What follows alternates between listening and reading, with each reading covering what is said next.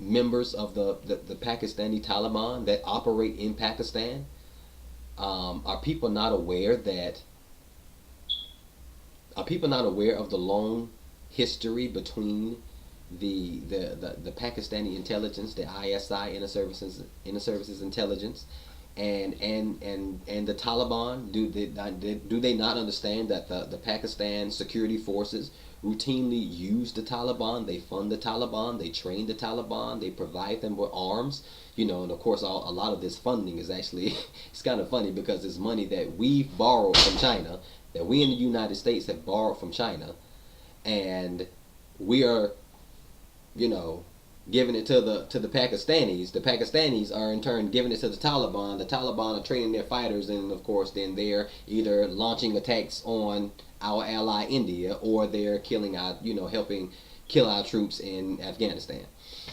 So that's kind of crazy. It's like, do people understand that indirectly we're actually funding the Taliban through the Pakistani government, because there's like literally no accountability in the Pakistani government. Like when the money goes over to Pakistan, the military, it's like the military controls Pakistan. They have so much power in controlling Pakistan. The majority of that money is military aid. They get all that money. The politicians, the politicians in Pakistan don't really know what the military does with that money. I don't know. It's just I just want someone to help me understand the logic. Help me understand. Help me understand the continued purpose there, because listen to this. And I hate to say this, but I mean, my God, was Joe Biden right when he, during the whole run up to the surge in Afghanistan, when they were debating within the administration about whether we're going to do a counterinsurgency strategy or whether we're going to do the counterterrorism strategy? And it's really, was Joe Biden right?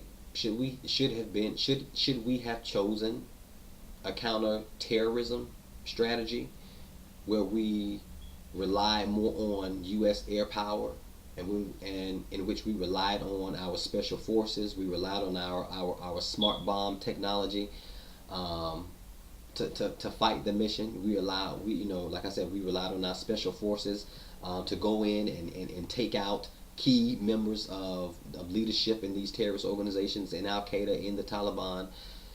What is that? Was that? Could that have been a better approach? Is that a better approach? Because if we're talking about dealing with a nation that has a few thousand Taliban in it, in comparison to its neighbor Pakistan that has about 40,000, okay?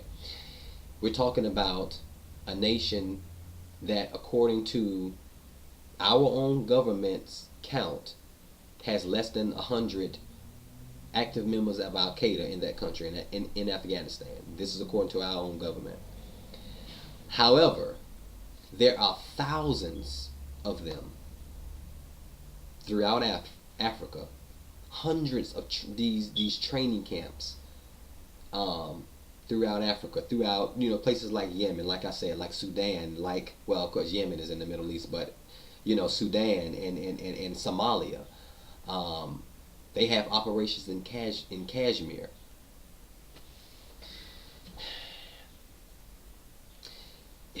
If there are that many Al Qaeda, of course, is the organization that declared war on America. Back in long before 2001, really, actually back in the 1990s.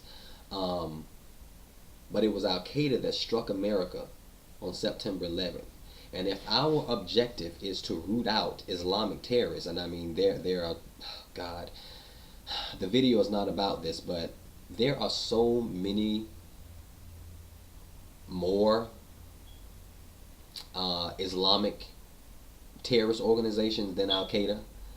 I mean, my God, Pakistan is crawling with terrorist organizations. I mean, there are at least 15 to 20 different terrorist organizations in Pakistan alone. I mean, one of them, the Lashkar-e-Toiba, was the one that was responsible for the Mumbai bombings that happened a few years ago. Um, there's terrorist activity all over the world, and my fear is that U.S. priorities are so focused on the war in Afghanistan, and I've said the statistics about how many Taliban, how many Al Qaeda are actually in Afghanistan. The real threat, the real existential threat, that we face from Afghanistan, in comparison to places like Yemen, in comparison to Somalia, and these other nations, it's really hard for me to continue to support such a robust, sustained mission in Afghanistan, because I must say that although I supported the efforts in Iraq, and I said earlier in the video the reason why I supported these efforts, um, it, I cannot. I'm finding it very difficult at this point to continue to support a mission in Afghanistan. Well, to continue to support this mission in Afghanistan. A counterinsurgency strategy is a strategy that takes years, if not decades, to be fully realized, for the fruits of that effort to truly materialize. Upon announcing his upon announcing his surge in Afghanistan, President Obama also announced a timeline. Now, the problem with the timeline, yes, it will announce to our enemies, the people who we're fighting, when we're leaving.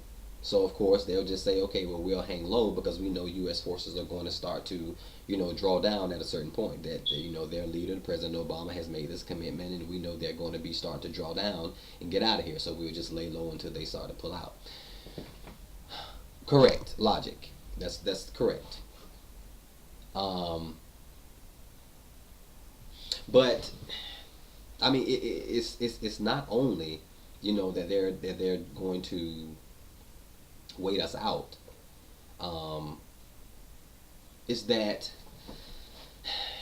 the coin strategy, the counterinsurgency strategy, is not going to have enough time to work. Like I just said, and anyone who's knowledgeable about counterinsurgency would tell you that these type of efforts, they take years. Like I said, they take decades for the fruits of them to be fully materialized. There is no way, and we have the best, the brightest, greatest military force that this world has ever seen. We have the best and brightest soldiers, I believe, of any military force in the world. I mean, no military compares to the United States of America. I mean, because I believe America is an exceptional nation. I believe our military is exceptional. I believe our people, the American people, are an exceptional people. But even though I believe in that our military is exceptional, there are limits to what military power can do, especially when the military power is constrained to a year. We